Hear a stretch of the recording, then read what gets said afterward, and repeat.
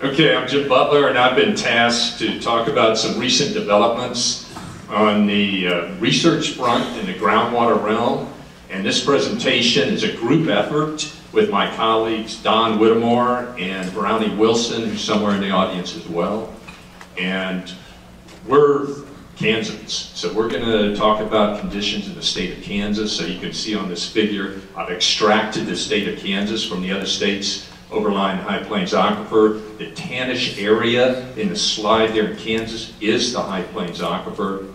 Now, like many of the other states overlying the aquifer, we've been heavily utilizing this system for decades. And that heavy utilization has come at a price in terms of aquifer conditions. And this slide illustrates that price. The colors didn't quite show up here, but what we've got here is a percent change in aquifer thickness since the onset of widespread pumping for irrigation, since pre-development. Now the blues in this slide are areas of aquifer increase. Everything else is aquifer decrease. And the blues in the western third of the state of Kansas, those are areas of very thin saturated thickness that are not of practical significance. So notice all the reds or browns, I guess, in this slide. The deepest reds are areas where over 60% of the aquifer has been lost. And it's not coming back. So where do we go from here? Well, I think everybody in this room knows if we do nothing, we know where we're going to end up. So we get a lot of questions at the Kansas Geological Survey. What can we do to moderate the rate of water level decline? And frankly, here in western Kansas, we got one option, and that is to reduce pumping. So then the question is, how much do we need to reduce to make a significant impact on the decline rates in the aquifer? And to get at that question, you need two types of data, and you need the appropriate modeling framework. And that's what I'm going to talk about in the rest of this talk this morning. So what types of data do we need to get at this question? Well, we need information about water levels and how they've changed over time. Now in Kansas, probably like many of the other states in the High Plains Aquifer, every December, or late December, early January, the Kansas Geological Survey and the Division of Water Resources of the Kansas Department of Ag, we send out teams that measure water levels in a network of about 1,400 wells across the High Plains Aquifer.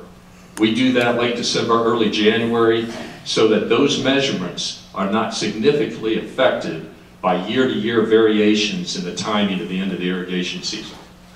We've been doing this for decades, so we have a good idea of how water levels have changed through time. But remember, those water level changes are a response to a stress or excitation. And that stress or excitation is pumping.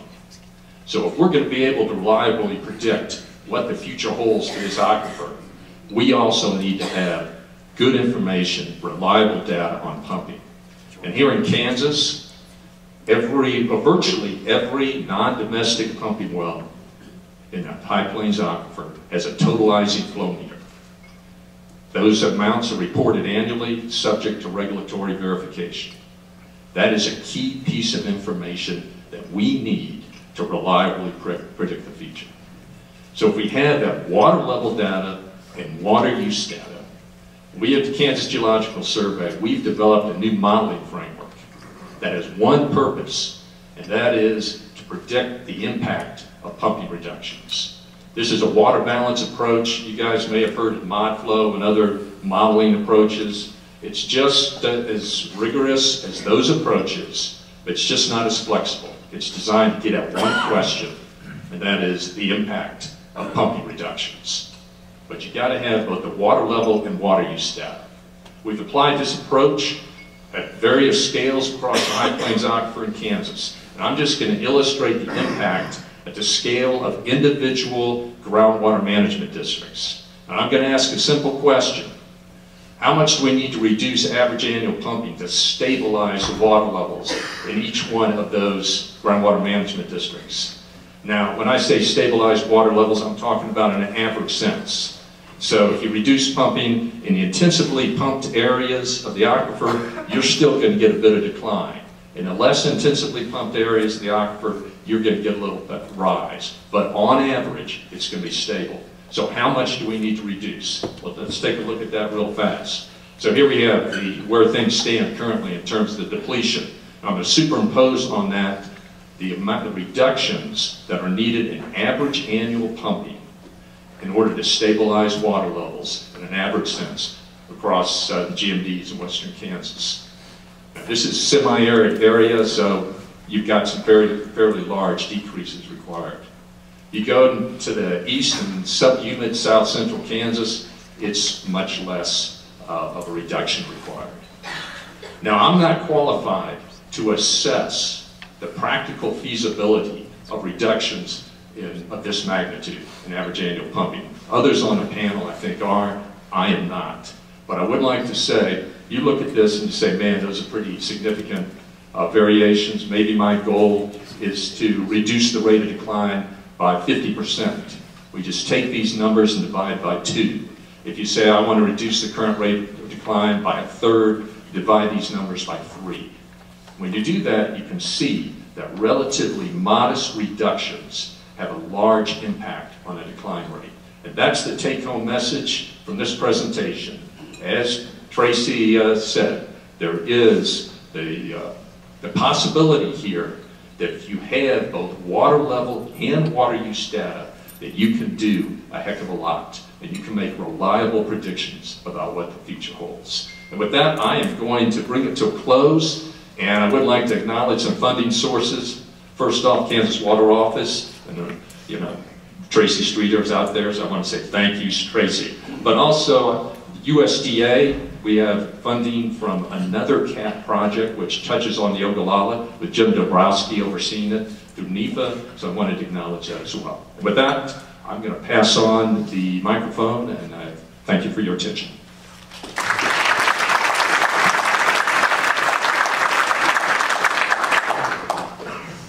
Good morning. Thank you, Megan, and it's a pleasure to be here.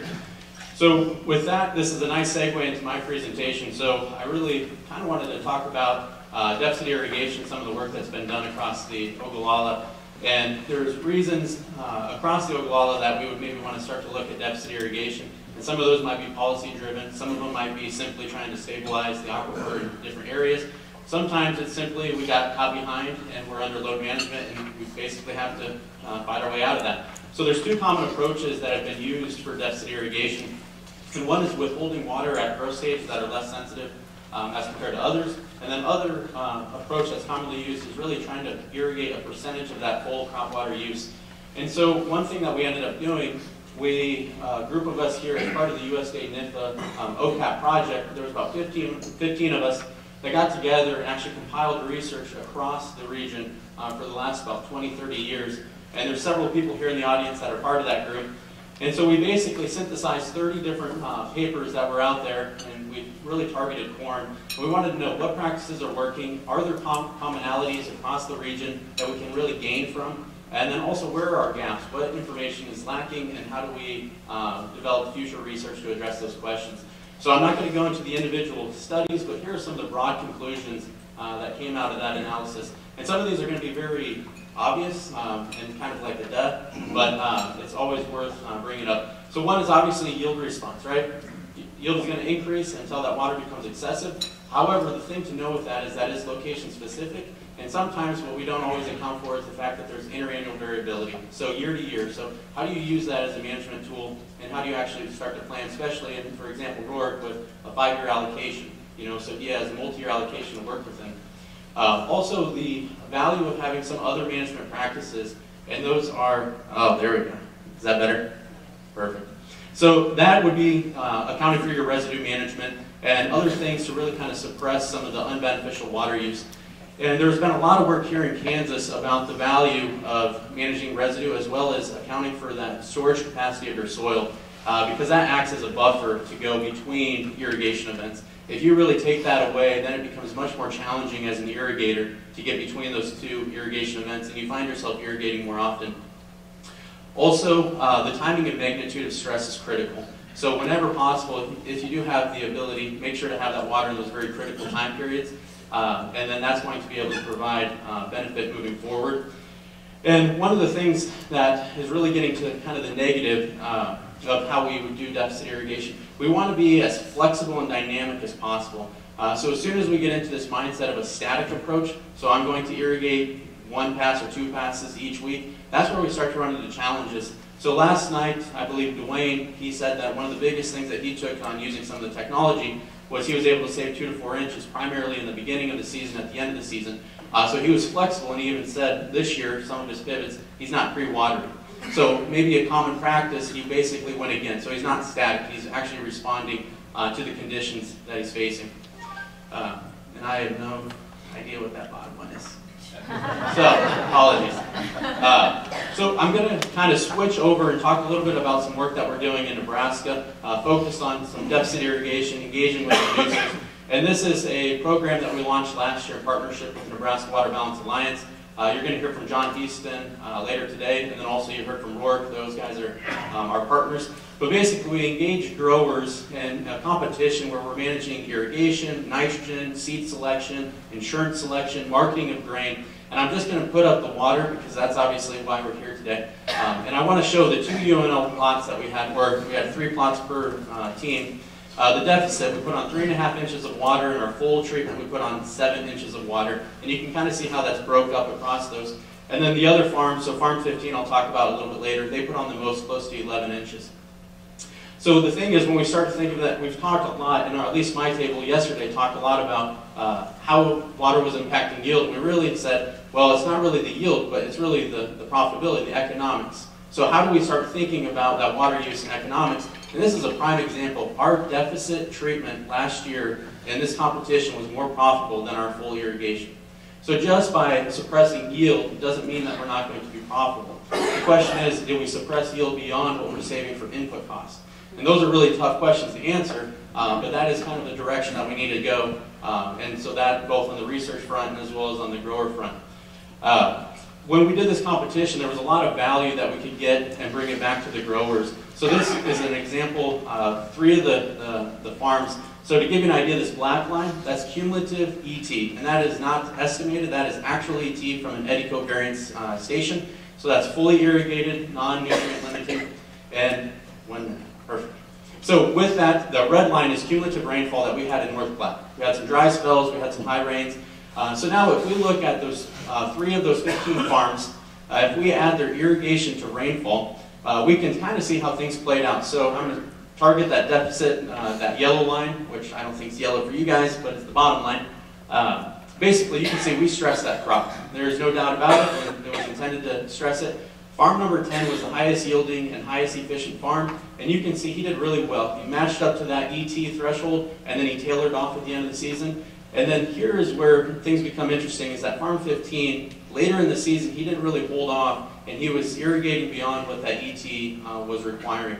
And so when we start talking about this, and this is going to get to what Saleh is going to be sharing later about some of the technology, there's opportunities for us now to say, okay, what was the difference between those management strategies, and what could you have done differently? So farm 10 to farm 15, it kind of shows you here. Farm 15 basically didn't let up at the end of the season. Farm number 10 did. So those are the opportunities that we're really trying to target and how we manage this irrigation to make sure that we're using the best that we can of that resource. And with that, I just want to, again, acknowledge some of the funding sources, USDA-NIFA, Water for Food, and our large partnership with the TAPS program. Thank you.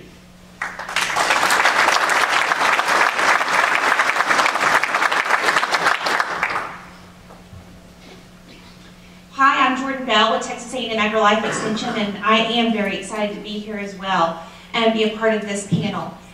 With the Extension Service in the Texas High Plains, I do work with our primary crops, being corn, cotton, grain sorghum, wheat, do lots of forage work, lots of silage work. And it's been interesting in the past several years to really see a dynamics in the shift in crop production across the High Plains.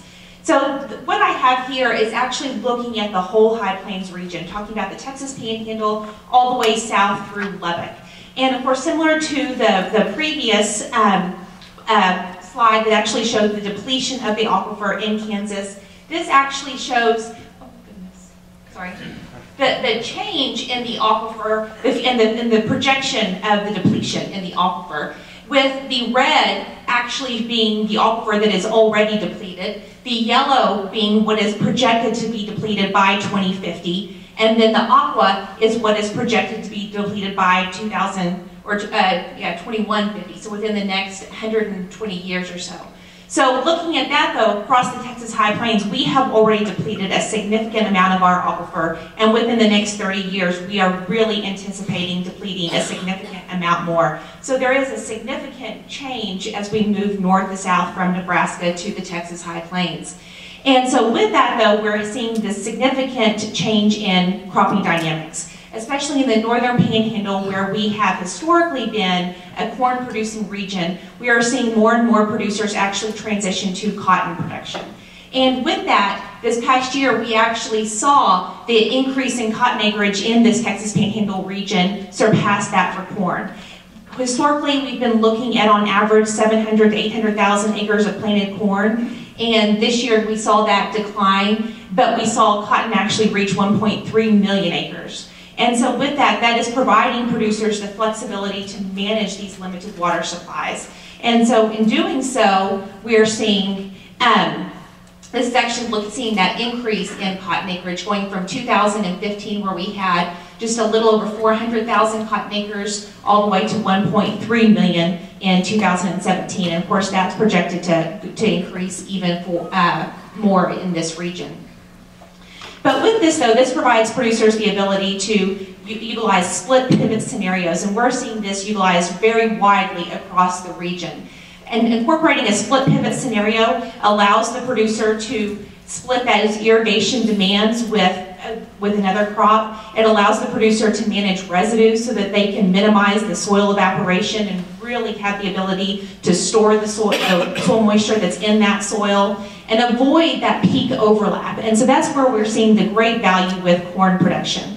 Utilizing a cotton-corn rotation allows producers to have a peak water use for their cotton in early July to even August, whereas if they had a full circle of corn, they would really potentially be stressing that corn crop.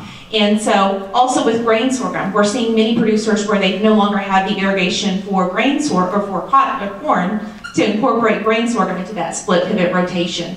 And so this is actually an example that I have up here looking at an early planted cotton crop and a late planted grain sorghum crop, and the ability for that producer to manage their water supply using that. So with an early planted corn crop, of course, your peak water use is early July to mid to late August.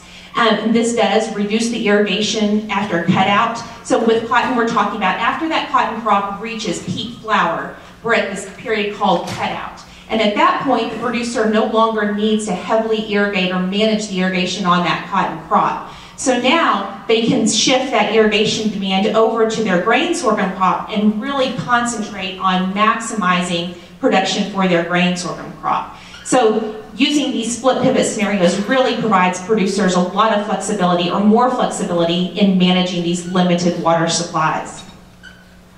In addition to that, similar to and building on Daran's discussion is the discussion of managed deficit irrigation strategies. And I do think it's important that when we start to talk about deficit irrigation, especially where we have limited well supplies, we're no longer thinking about a deficit rate as being static. It's, as he pointed out, we're not just focusing on 1 inch every 7 to 10 days or 1 to 2 passes at every certain number of days. We're actually timing that irrigation at those critical stages to optimize crop production. And so with this was actually some work that was funded by the OAP and was done at Bushland several years ago. And with the managed deficit irrigation in comparison to a standard deficit irrigation, we actually eliminated those early season irrigation events. And that is so critical because this is prior to canopy closure. This is where we were able to minimize those evaporative losses from the soil surface. But what we did was take the irrigation that we would have applied early on and actually concentrated it after the point of growing point differentiation. So in the grain sorghum plant, that's actually the point when we're determining how many seeds are going to be on that grain sorghum head. And so with that, we're really able to maximize production, especially under stress. So this depiction here over on the left actually shows that. A fraction, the red line being your deficit irrigation, representing 50% of what a full irrigation requirement would be, and with this blue line actually representing what a managed deficit irrigation strategy would be. So we have a fraction prior to what would be growing point differentiation. At that point, we actually increase our irrigation rate to where we're probably 75% of what our full irrigation rate would be. We're not at 100% ET, but still increasing that irrigation rate. And then once we reach half bloom, which is when about 50% of that grain sorghum crop in that field is going to be at flower, we drop that rate back down to our deficit rate and then finish out the season at a deficit rate. Because at that point, the crop water demand of our grain sorghum crop is decreasing. Of course, there's some caveats to this, as there would be for anything. You have to have the well capacity to concentrate, or in a split pivot scenario, this is where that really allows the producer to have increased well capacity per acre and the ability to manage this. Oh, I'm already up. Oh no. Okay. So with this though, just looking at, of course, the question with the producer is always yield. You know, is there going to be a yield benefit? So here we are in 2010 in a normal year, only a slight benefit to the managed deficit irrigation, but then you can see actually in drought years, there's a very significant yield benefit to actually concentrating that water during those critical growth stages. And so of course, looking at these drought monitor plots, we see here was 2012, here we are in 2018. We are moving into this, hopefully not as extreme of a cropping season, but we're moving into this drought. So we see that. So with that, I will turn it over to the next.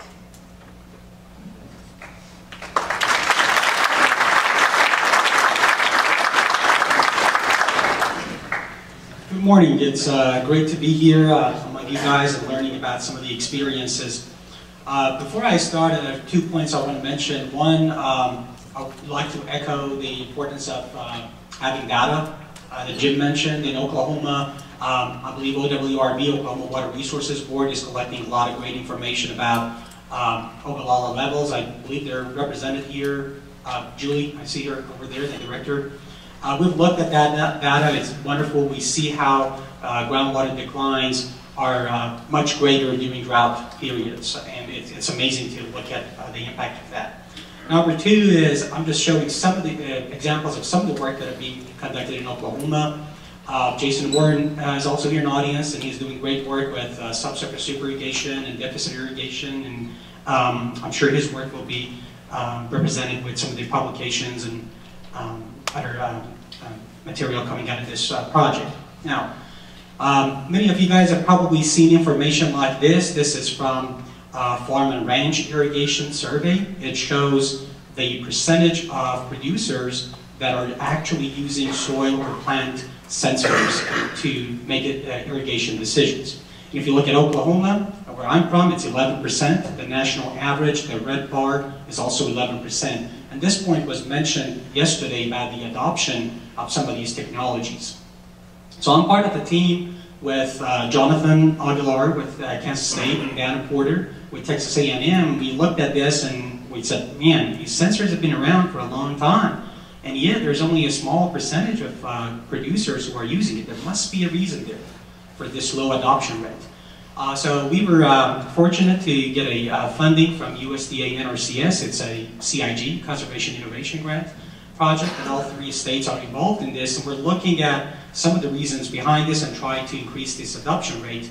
One of the projects that we did in Oklahoma was we looked at 4 different types of sensors under different conditions, a field that was low in clay content and low salinity, and a field that was really high in clay content and really high in salinity. I'm talking about like 8 deciments per meter for those of you who are familiar with the salinity.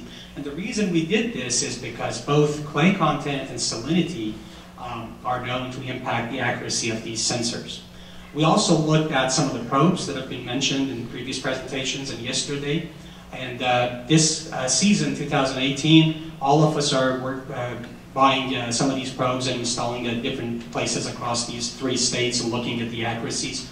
But we're also using data loggers from the manufacturers. We're not only buying these sensors and then hook them up to research-grade data loggers. We're getting everything off of the shelf. We're basically representing or trying to mimic what a producer would go through with data transmission, data collection of everything, all the issues, the gaps in data, missing data, all of that, and try to find better solutions. Now, another project I would like to mention is the work we do on energy and water audit with center pivot systems, mainly in the Oklahoma Panhandle. And one of the reasons we do this, we look at both energy efficiency and water use uniformity. I would also look at application efficiency. Is we're thinking if we could bring these two together, we could show producers a little bit more about the impact that improving irrigation uniformities and conserving water could have on their energy costs. Talking about, I think Daran mentioned that yesterday, it's a business operation. At the end of the day, it needs to be profitable. We need to look at it as a business operation. So we're trying to show this, there's this other incentive that if you are conserving water, you're also conserving on your energy costs. But at the same time, the declines in the Ogallala levels also have an impact on the pump efficiencies, because if you remember the pump curves, you start moving off of the design total dynamic head design lift, and then you go off of the efficiency for which you pick that pump. So I want to just show you some of the results. This is a saving in pumping cost and energy cost for some electric system and some natural gas system. On average, we found about 30% saving could be possible on electric systems, and this is not going to unachievable efficiencies. These are perfectly achievable efficiencies. Going up to those levels can yield this much saving. And this is an example of some of the uniformities in two different center pivot systems, and you see the values, the catch can values going from the pivot point all the way out. And on the top, you see a system, a center pivot that had a really, really poor efficiency. It's represented at 14%. You see all the ups and downs. On the bottom, you see one of the best ones out there that we've seen, very uniform. All the nozzles are very well maintained, and they actually are what they should be for that span. And then it's not a mix of different types of nozzles. Now, this water energy audit project is a public-private partnership.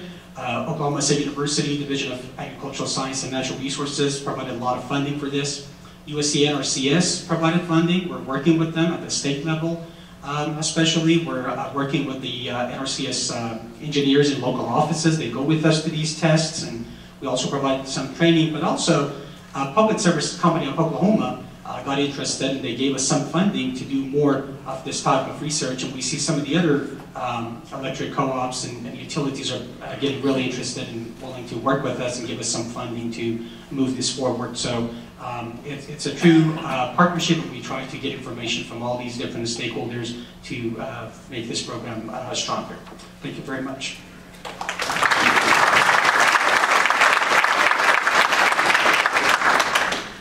Good morning. See if I can understand the technology. All right. It's been my privilege for the last 10 years to manage the Ogallala Aquifer program. It's a USDA-ARS led. It involves 4 universities in Texas and Kansas, and addressing problems arising from declining water availability from the Ogallala. So if you look at the authorization language that provided initial funding, there's really 2 aspects of it. Is technology and data for water users, and in our area, that's primary irrigation, and then data and tools for policymakers. And also the language was very specific. It was for Texas and Kansas. Anyhow, what's the program done in this time? One, we provided between $40 and $50 million in research and technology transfer. We're really a catalyst for those 4 universities. These funds are highly leveraged. Things we don't pay for is buildings, faculty salary. So most of the money is going to supplies, materials, and graduate students and undergraduates. very highly leveraged, and so therefore we get a lot of bang out of our buck.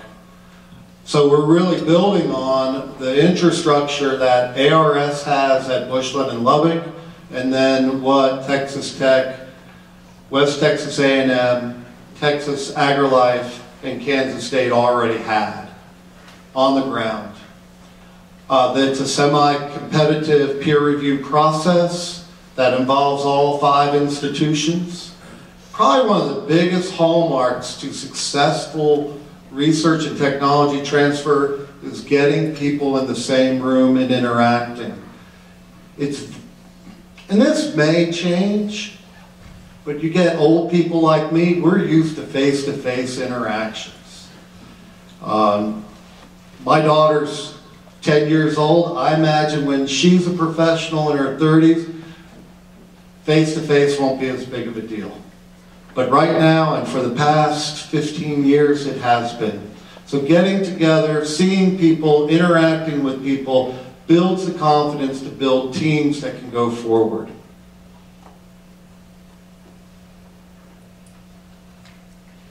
So some of the successes in terms of teams, very proud of the fact that we have a very strong economic assessment and impact team from all 4 universities.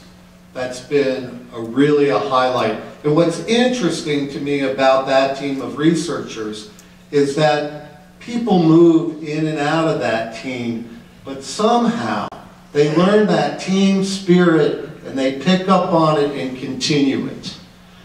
At this point, I think, Bill, you may be the only original person in that team. I have to say, it's very nice to look out there and see so many familiar faces.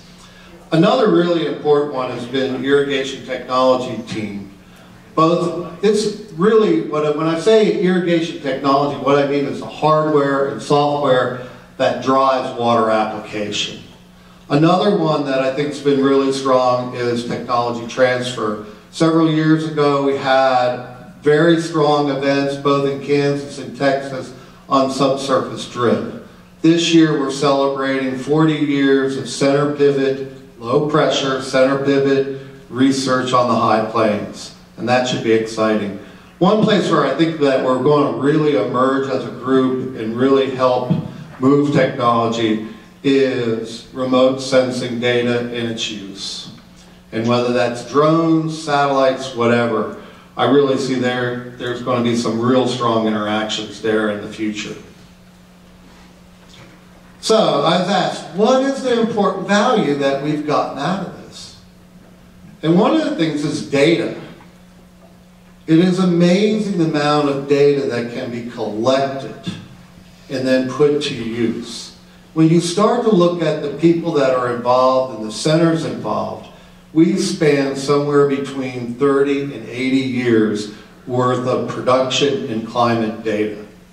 Those are data sets that are invaluable. Also, area where I think there's some real excitement is integrating soil and plant sensors with variable rate technology in our irrigation systems. Quite honestly, you need both soil and plant. The plant tells you when to water, the soil data tells you how much to water. And finally, one thing that I think has really changed is the potential for specialty crops on the high plains. Keep going, Dave. So, what has our role been in regulating withdrawals? I really like one of the things that's come out of the economic assessment team, and that is a very detailed assessment of various sectors of the ag business. How do you know where to put your energy if you don't know the value of the systems that you're dealing with? Why spend a lot of time and energy on an agro-business that's a very minor component to your whole economy? Put your efforts where your money is. And there's no way to do that without those assessments. Back several years ago, under the former governor here, there was a big change in state laws. OAP data was very, very instrumental in that. Also with our LIMAs that we're having in western Kansas, adaptive management from that, but also documentation of the successes that they're having. If you don't have successes in those programs, how are you going to inspire other people to be involved? The other thing that's only been slightly alluded to is the situation in Texas is quite different. 90% of the groundwater districts in Texas provide their allotment by continuous acres, which is quite different. And that, though, gives us real opportunities for managing both in time and space. And with that, I'm going to turn it over to James.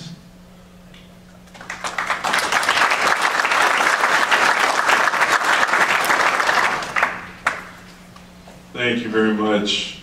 Thank you for allowing me to spend some time with you.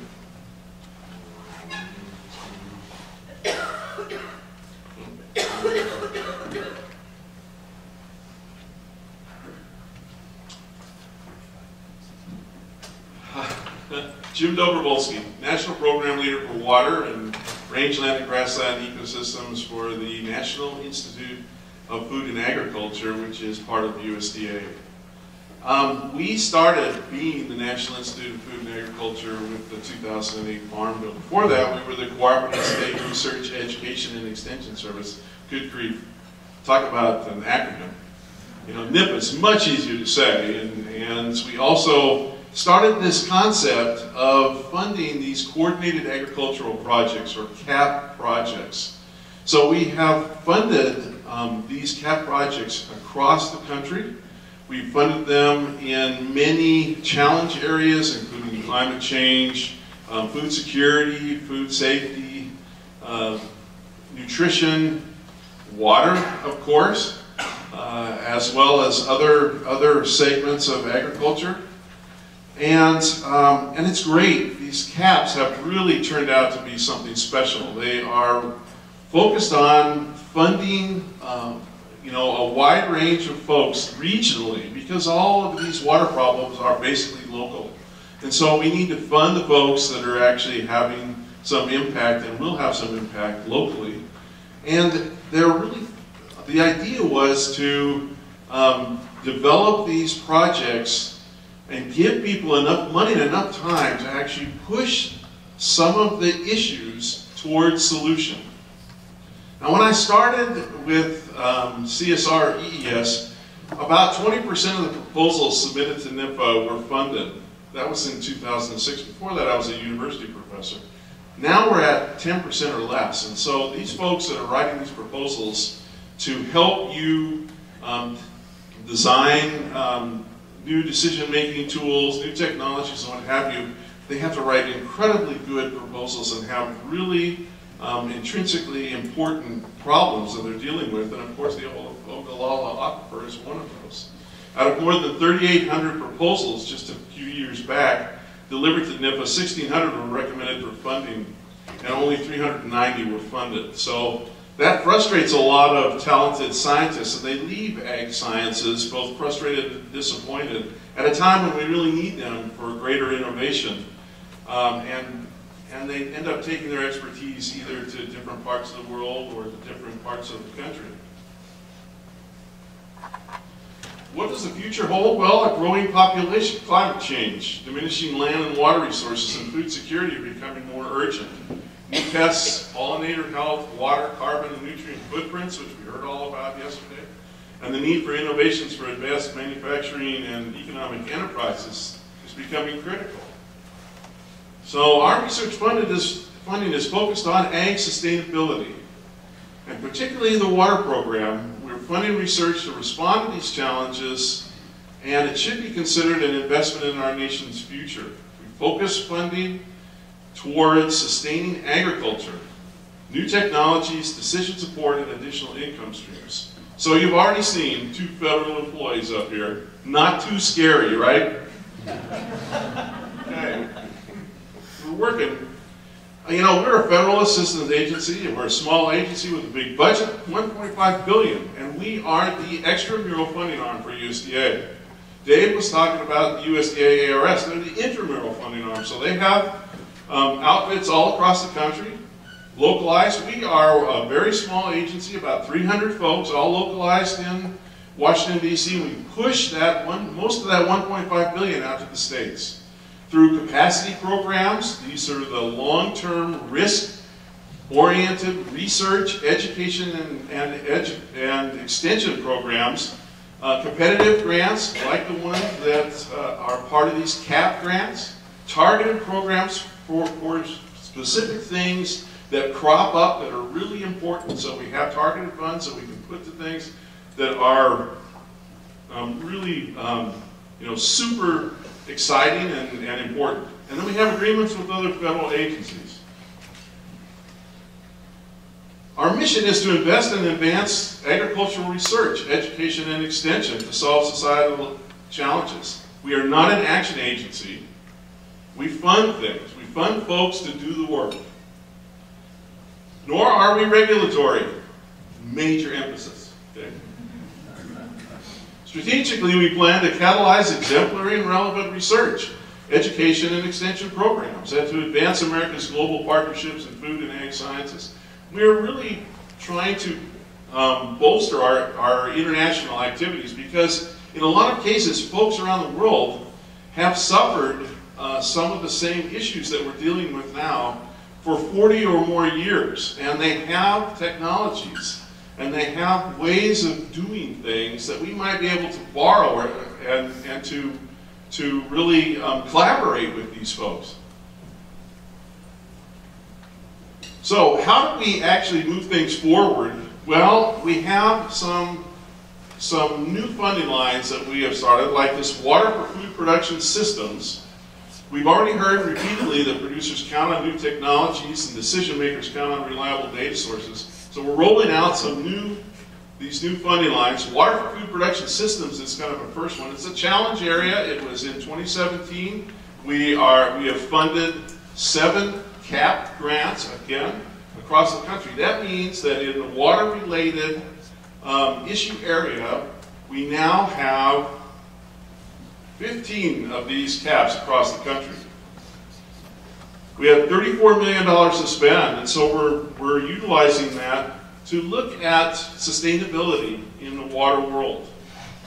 We also are rolling out in 2018 a new funding line called Sustainable Agricultural Systems. And it's going to be at about 66 to 70 million. It'll catalyze transformative, integrated, and transdisciplinary systems level approaches. What does that all mean? That means this kind of thing.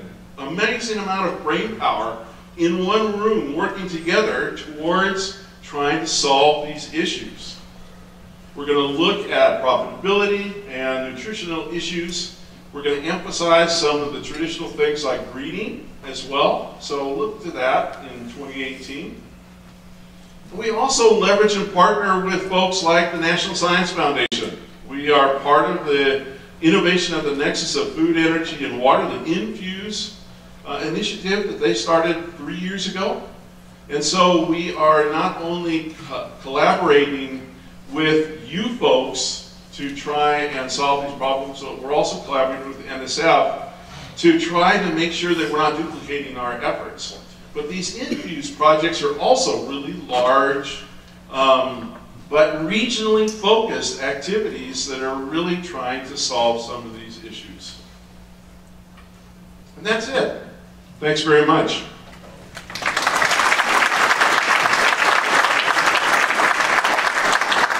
Great. I want to thank all of those panelists. They stayed on time, so that's awesome.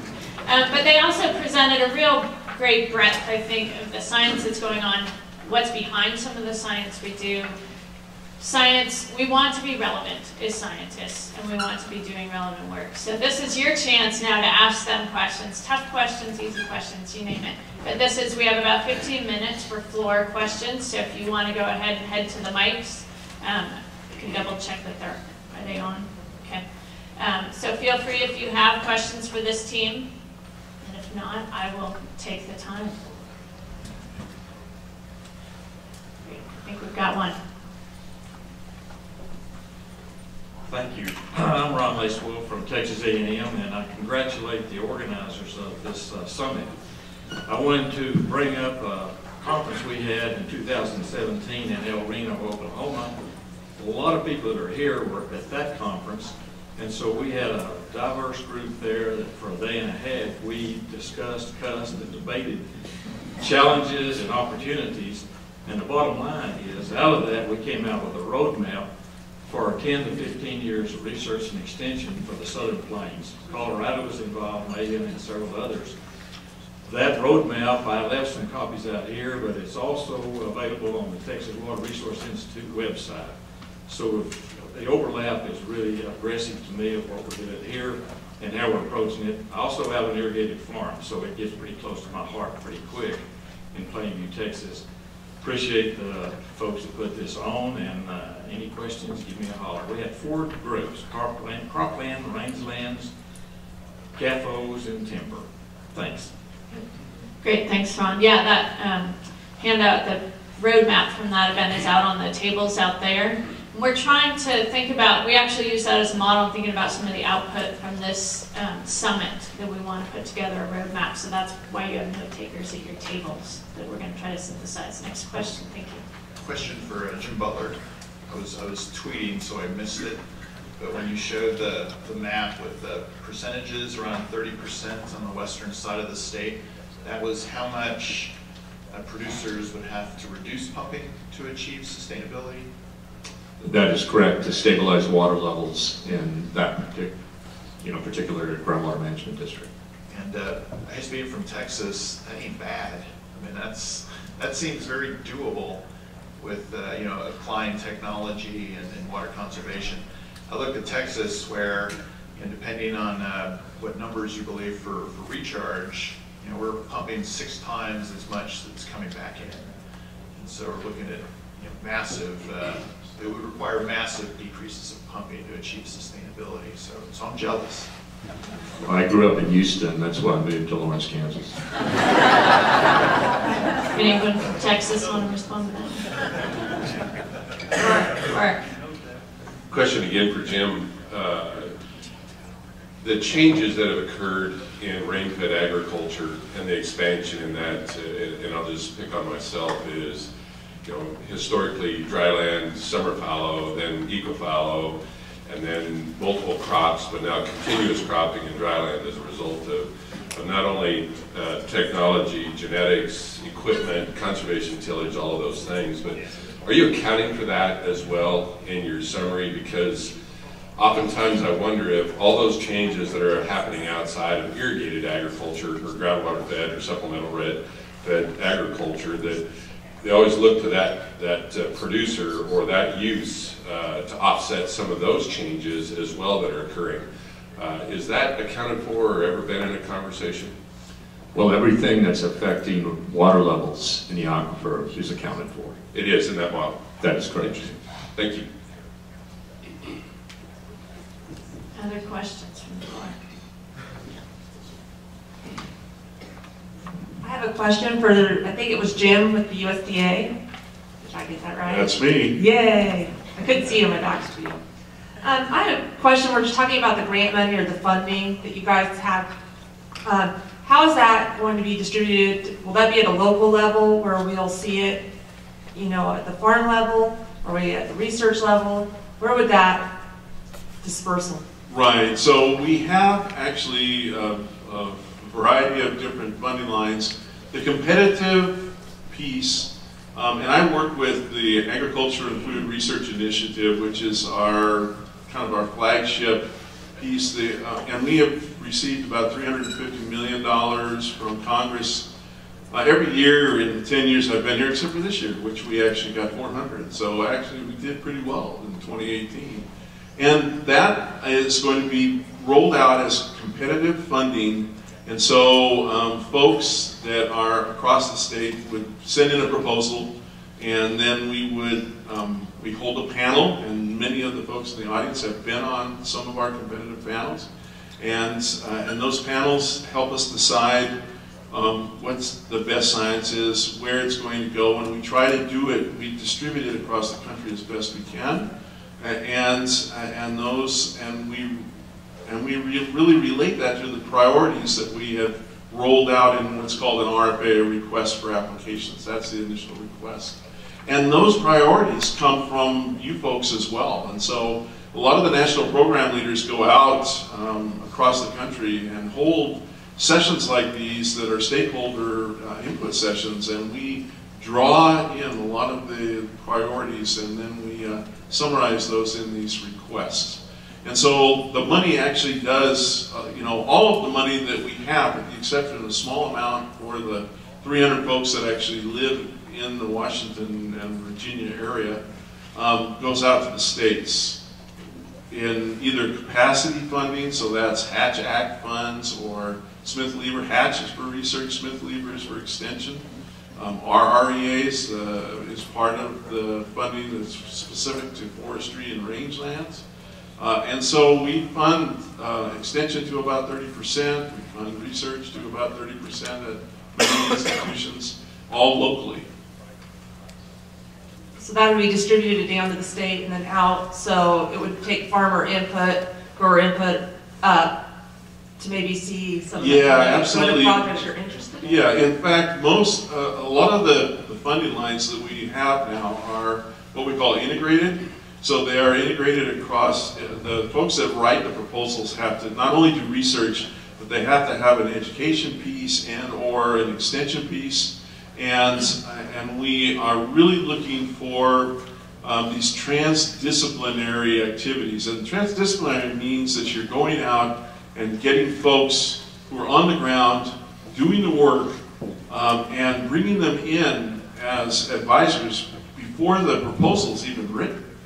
And so they would go out and ask producers to be participants, but everybody's super busy, right? All you folks are incredibly busy, and so sometimes it's difficult to do that, but that's the intent, is to really get at the folks that need the help, that are suffering the issues that we're trying to solve, and to get them to participate in how the solutions might come about. And so that happens very frequently. It happened in the Ogallala Coordinated Agricultural Project, and all the other ones. They wouldn't have been funded if they didn't have a really strong producer input. Thank you. Okay, is there another question in the audience? Yes, Amy. So a comment and a question really quick. So on that note, can we just do a quick, I'd like our advisory board members for our project to please stand just so you can see who they are. We've got Rourke Paulman, producer from Nebraska. We've got Scott Shaneman, who's representing the North Platte NRD. We've got Deb Daniel. We've got Deb Daniel from the Republican River Water Conservation District. We've got so Scott Shaneman's with the North Platte NRD. We've also got Ronnie Hopper, who's here kind of on behalf of Jason Coleman, who's the director of the High Plains Water District. We've got representatives here from GMD3, if they want to rise, because Mark Root is on our advisory board. We also have Walter Bradley's DFA, and Chris Badel, who is, he works with Jack McClaskey, who's also on our advisory board. So you can see we kind of have the range of people who are very active in their fields, including producers, policymakers, and others who are instrumental to informing our efforts and keeping us on track in terms of making everything relevant in what we do with our focus on our research and what we do with our communications, especially. So, I have a question. Okay, I think you got the last question. All right, so there was a comment up here about federal folks not being scary, and also with the scientists being real people. I have a question for the scientists on the panel in general, and I would like to have, what's driving you? What's driving you in your research? If you could maybe say a quick comment about what's your motivation, and what really gets you excited right now in your science and where you see it headed. Well, I'll just make a brief statement that while I do love the research and I love agronomy and I love working with crop production, I would say the people are the driver. And as we look at our ultimate goal of saving water, ultimately we want to save our rural economies. And I see Bridget Guerrero and other ag economists in the room, and they are always so eloquent in making that clear that ultimately our objective is to not just sustain the aquifer, but it's to sustain our rural economies across the Ogallala region. And so ultimately we're all working together to strive that. As we can improve crop production and as we can improve water use efficiency and extend the life of our aquifer, ultimately I think we'll extend our livelihood in this region. And so that is, I think, one of my, I guess, drivers for working in this field. I'd like to feel good inside when I go to bed at night that I've had a positive impact.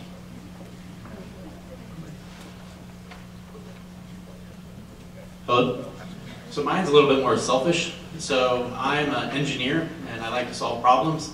And anybody that is actually irrigated, it is not easy. It is a very challenging thing.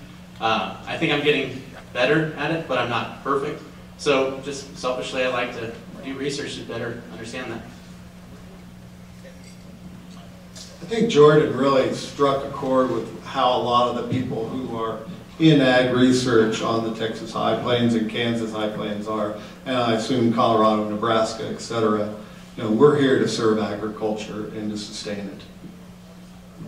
Yes, I agree with the other speakers. We've got a chance here to affect change, and we want to make use of this opportunity to have a better world for the future generations. And I am trying to spend your taxpayer dollars appropriately.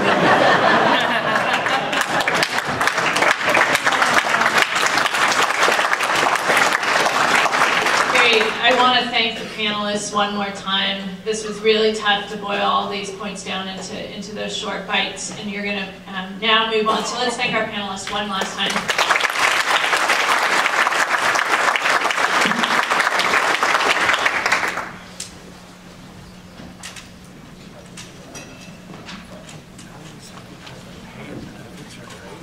Okay, so we're about to move into a table exercise right before the break.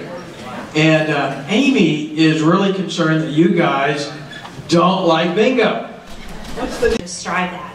As we can improve crop production and as we can improve water use efficiency and extend the life of our aquifer, ultimately I think we'll extend our livelihood in this region. And so that is, I think, one of my, I guess, drivers for working in this field. I'd like to feel good inside when I go to bed at night that I've had a positive impact.